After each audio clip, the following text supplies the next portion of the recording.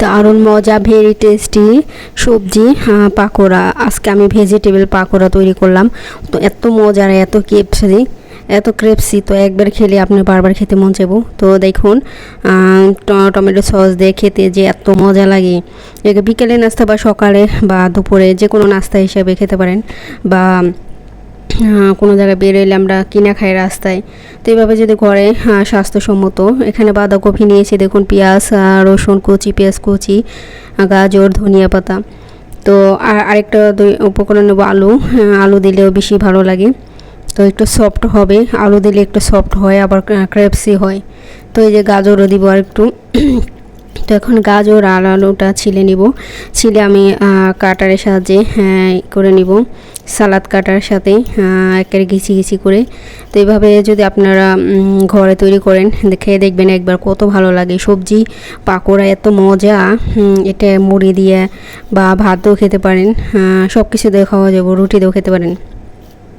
খুবই মজা এবং মুখের মুখরোচক রুচি আসবে মুখে এটা খেলে। তো ভাজা পোড়া কম বেশি সবারই পছন্দ।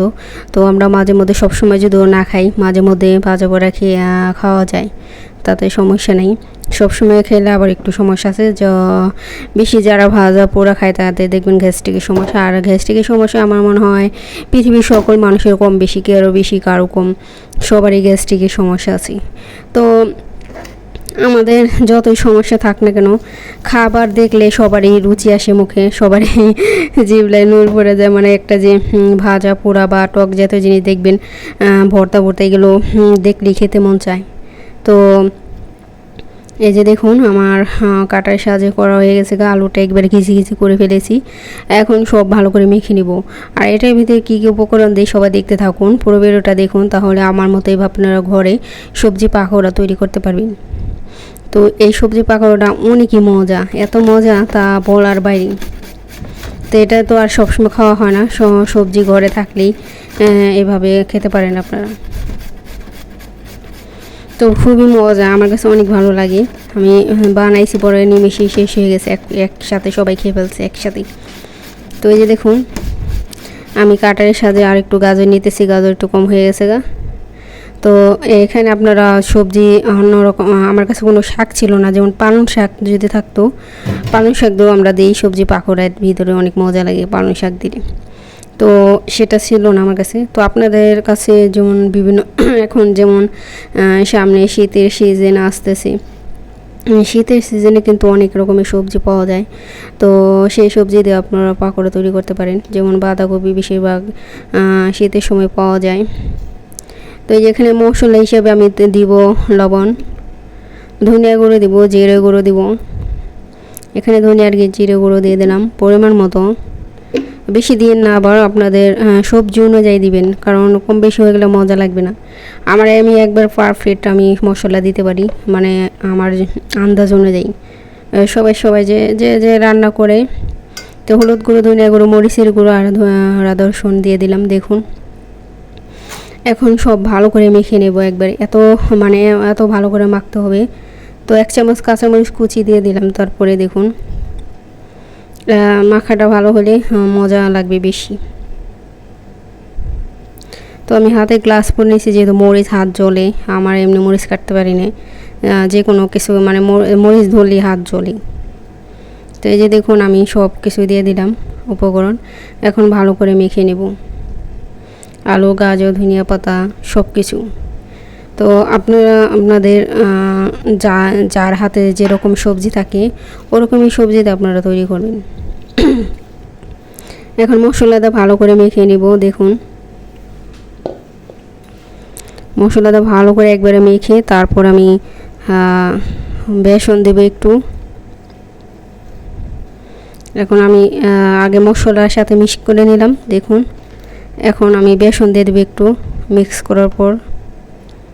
তো এটার ভিতরে বেশি আপনারা বেসন যদি না দিতে পারেন, ডাল মসুরের ডাল, খেসারি ডাল বা বুটের ডাল, যে কোনো ডালই ভালো করে ব্লেন্ডার করে মিহি করে তারপরে দিতে পারেন। তো আমার কাছে বেসন আছে, আমি বেসন দিয়ে দিলাম। বেশি না, বেসন বেশি দিলে ভালো লাগবে না, কেতকেতা লাগবে। তো অল্প একটু দিবেন, বেশি না। তারপর এখানে আমি 1 চামচ কর্নফ্লাওয়ার দেবো। দেখুন এটা দিলে সবচেয়ে বেশি মজা ক্রিসপি হয়, মানে মুচমুচে হয়, অনেক মুচমুচে হয়। 1 চামচ দিয়ে দিলাম। দেখুন 1 চামচ দিলে যথেষ্ট কর্নফ্লাওয়ার। এটা দিলে অনেক মুচমুচে হয় আর অনেক মজা হয়। তো আপনারা ঘরে থাকলে এটা দিয়ে দিবেন। তারপরে আমার মাখাও হয়ে গেলে আমি 5 মিনিটের জন্য রেখে দেবো ঢেকে। তারপর আমি 5 মিনিট পরে আমি তৈরি করব।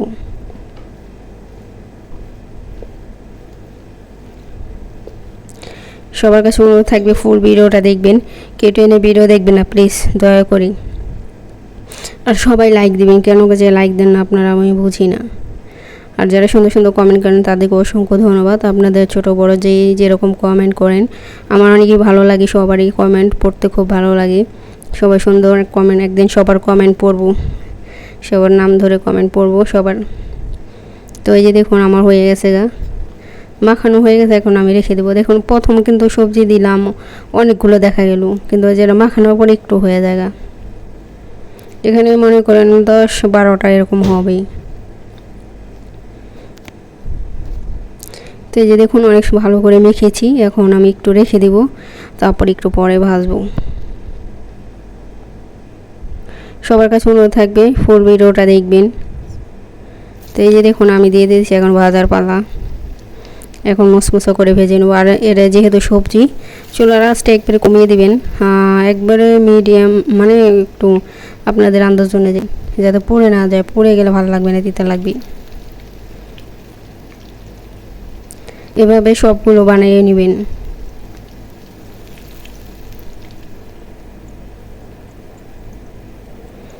এই যে দেখুন আমি সবগুলো বানিয়ে নিতেছি।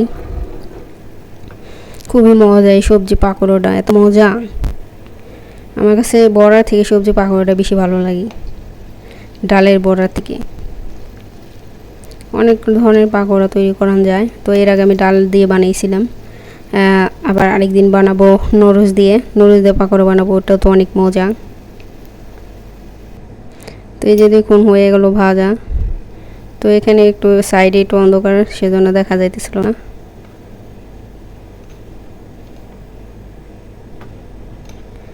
একটু অন্ধকারের জন্য কালো দেখা যাইতেছে।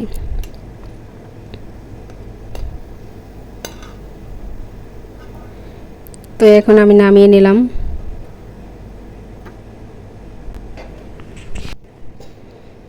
তো এই যে দেখুন আমি আগে 5টা ভেজে নিলাম, যেহেতু তাওয়াটা ছোট, 2বারে দিছি। একবার বড় তাওয়া হলে একবারেই হয়ে যেত। আপনার যদি বড় তাওয়া থাকে বড় তাওয়ায় ভাজবেন।